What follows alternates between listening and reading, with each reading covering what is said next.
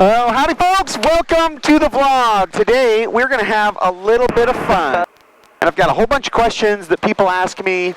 So I tried to pick some really good ones. So I'm going to get in the air. Let's answer some of your questions. Let's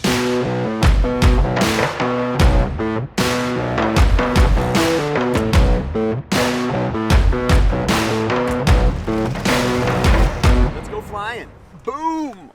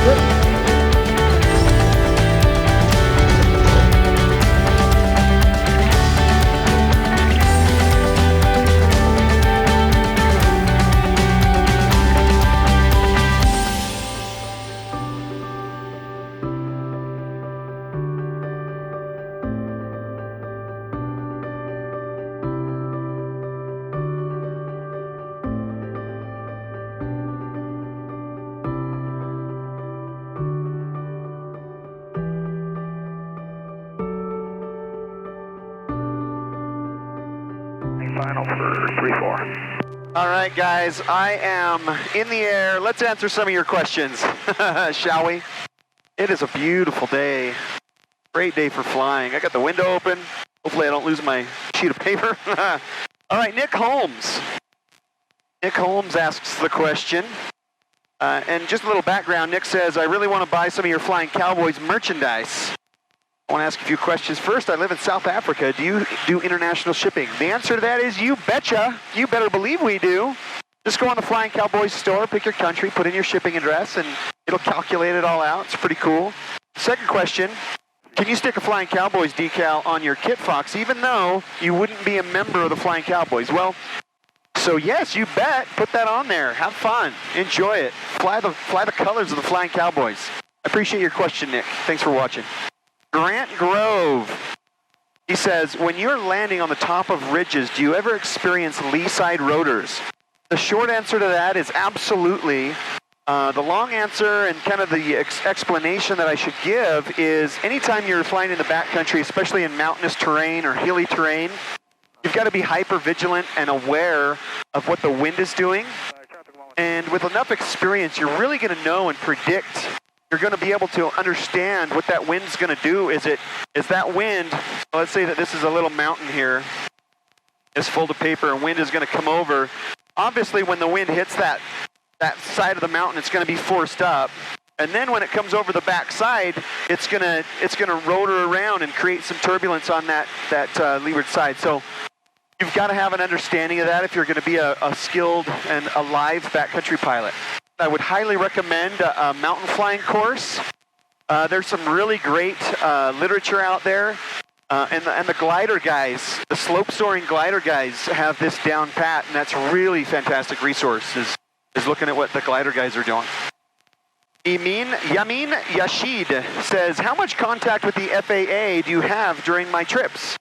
Do you have to clear every takeoff and landing? How do you know when you're getting close to restricted airspace? Well, there's all kinds of complex airspace systems in the United States. And how do I stay clear of it? Well, the FAA's done a really great job here in the United States as to publishing and educating pilots on the different airspaces.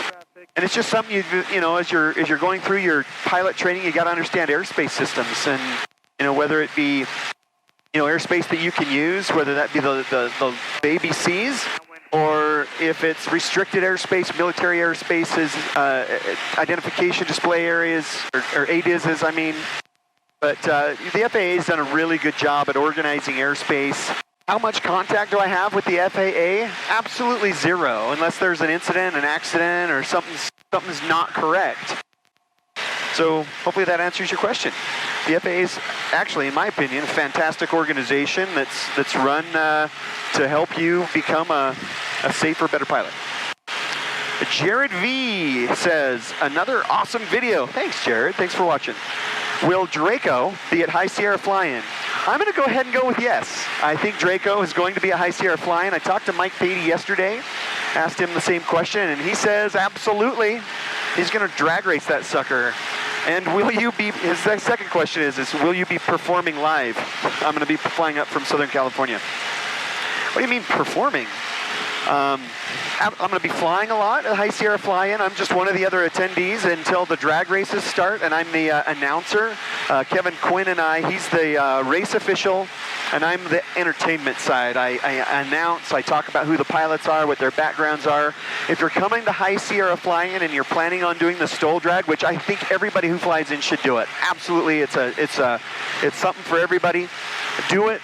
But bring a sheet of paper with your bio on it, or be prepared to give me some information on who you are so I can talk about you and get the people up to date with who you are. It'll be fun. We have a great time at that fly-in. So come on, enjoy it. It's here in October in a few weeks. It's awesome. Jim Stevens has a random question, he says. Do you ever encounter any snakes when you land in these backcountry remote locations? Absolutely. Snakes are everywhere out here. I live in Utah. Paulo S says, which radio frequency do you use to coordinate amongst yourselves when you're flying formation? Just the regular one for that specific airspace, or another one just for the group? Typically, we'll use a discrete air-to-air frequency. In the United States, there's several published ones, but sometimes we use some of our own. Woo, a little turbulent right now. I'm going to keep the airplane nice and slow. I got the window open. Such a great day. But yeah, there's plenty of air-to-air frequencies. We're never, ever, unless we're doing an approach to land at an airport or something, we're never really talking on like a tower frequency or a common traffic advisory frequency, because that just clogs it up for everybody else that needs to use that frequency. So we're typically always on a discrete frequency. Thanks for that question. That's a really good one.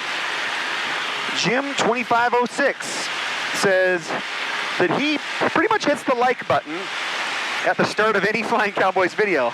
Well, that's awesome. Thanks, Jim. The question that Jim asks is, what's your target cruise speed as a group? Well, it depends on the makeup of the group. If it's a small group and it's just a couple of Carbon Cubs, so say, for example, it's Kevin Quinn and we really want to get somewhere, we'll push that throttle up, and we'll probably cruise around between 110 and 120 miles per hour indicated, and then just whatever the ground speed just works out to be with the prevailing winds and that kind of thing. But if we're flying in a bigger group, we'll typically go slower. On the way to Oshkosh, if you watch that vlog that Trent did and I did, and I think we're the only two that did a lot of vlogging on that trip as far as the Flying Cowboys. I think we were doing maybe about 90 miles per hour indicated airspeed. Man, we just were not in a hurry. We don't really set the cruise speed to be at the edge of the flight envelope, because we don't really run hard. We want to have fun. We're looking around and looking for fun places to land, and it's just a really good time. Next question. Awesome. And he's referring to a video that we did an approach into Las Vegas, where we went in as a flight of three. It was Paxton Patey, Mark Patey, and I, as a formation flight into North Las Vegas Airport, and they actually took us right over McCarran International in formation. And his question is, what do you have to do to get a landing clearance for a flight of three at Vegas? And really, it's the same in any controlled environment. It's pretty easy. Usually the lead pilot will do the radio work, and he'll just call the tower. For example, on our approach into Las Vegas, you'd call Las Vegas approach and say something like Las Vegas approach, Super Cub 371 Romeo Juliet, flight of 3, 25 miles to the southeast, inbound with information November. The key thing there is you're a flight of 3. And then everything from there out, he'll mark it in his computer that you're a flight of 3, and then all your clearances will be for the flight. I hope that makes sense to you. So, like when you're cleared to land, all 3 aircraft will be cleared to land. When he tells you to do something, all 3 aircraft have to move as one. All right, Eric Muertes. Eric, you got to tell me how to pronounce your name at some point. I know you comment on like all my videos, but your last name is a challenge for me. Muertes. I apologize. That's terrible. So you say awesome. Thanks. Awesome is great. did you get used to flying over that much water? And he's obviously referring to the vlogging series I did where I flew down to the Bahamas and I did a lot of water flying, a lot of water crossings. Did I get used to flying over that much water? Absolutely. You just get used to it. It's comforting to be in an aircraft that's reliable, even though I did have some fuel contamination issues. My airplane is really rock solid. Cubcrafters makes a fantastic aircraft. Most airplanes are really fantastic airplanes, but honestly, I did get used to it. The airplane doesn't know it's over water, only you do. And so just, I was a little bit more diligent on the inspection processes, checking the fluids, checking everything out, making sure that the aircraft's going to, operate correctly. And I had all the emergency equipment, so I was fairly confident in what I was doing. I had my flotation devices, my personal flotation device. Man, there's some friggin' birds that are just gorgeous. But anyway, I had everything nailed down, everything squared away. And when you have that, you're confident. All right, Momarin Delgado. He says I'm funny. I don't know what video you're watching. But he says, where do I buy a Flying Cowboys hat? Thank you for sharing. Well, I'll put it in the card here. If you're watching on a mobile device, there's a little way you can do it on, I don't know if it works on mobile or not on YouTube, but it's store.flyingcowboys.com. Or you can just go to the Flying Cowboys website, flyingcowboys.com, or I put a link in every one of my descriptions. We have hats, we have t-shirts, we have a fall collection that we've just come out with some hoodies and things like that. Lots of fun designs. I entertain myself when I'm not flying, thinking up fun, great designs. P. Toth says, any concerns about salt water causing accelerated corrosion? And he's watching the video where we landed on the Salt Island in the Great Salt Lake, where we landed on this beautiful, pure salt, island. And we were taxiing around in the salt water. And yeah, I am concerned about that. After that, we don't show it in the video, but most of us just go home and immediately rinse the aircraft off. I gave mine a good bubble bath. Cory writes, how did you find that sandbar in the Mississippi? So I had this video, and I'll link it in the card here, where I was with my wife, and we were coming home from that trip in the Bahamas, and we came across the Mississippi River, and there's sandbar, and we landed on it. It was awesome.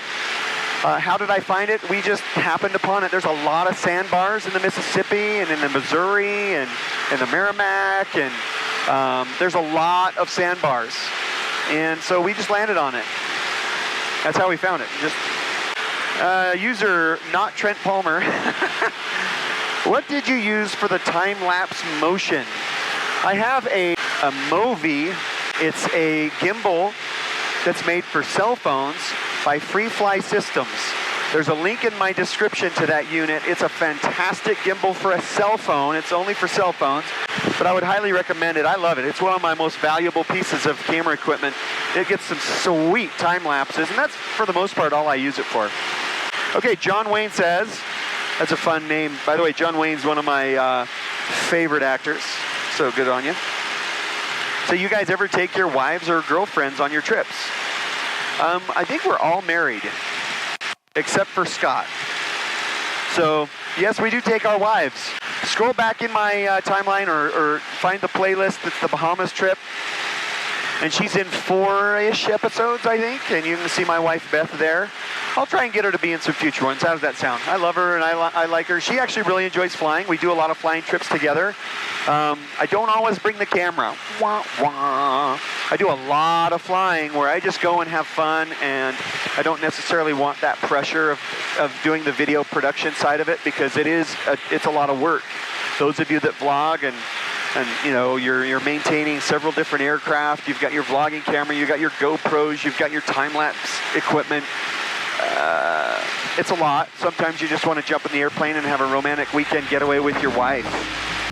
Zucatis family says, what are your prerequisites to join and fly with the Flying Cowboys? That's the last question. When people ask me, hey man, how do I become a Flying Cowboy?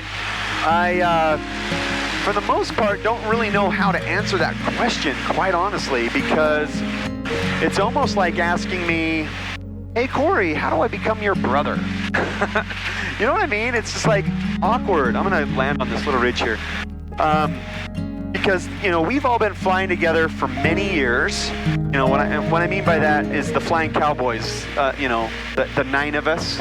We've been flying together so long, we are almost like family. In fact, I'd say that I'm actually closer with some of the Flying Cowboys than I am with my family. I wouldn't say that the Flying Cowboys is a club, quite honestly. I would say that we're a group of aviators, and we just love flying, and so we do that. And so there really isn't a way to join, other than, you know, if you're flying with us, you know you are, or you know you're not. You know what I mean? I hate to say it like that, but that's literally how it is. I'm landing on this little ridge. There's a lot of rocks here. But that's kind of how things are with the Flying Cowboys.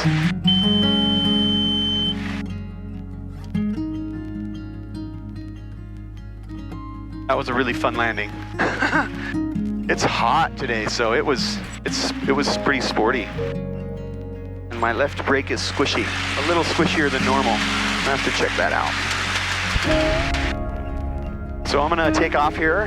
Hey guys, thanks for watching. Please hit that like button if you enjoyed this. I don't know if this is the kind of video you guys want to see. Please subscribe, share the video. My gosh, if you share it, that's like taking it to the next level, right?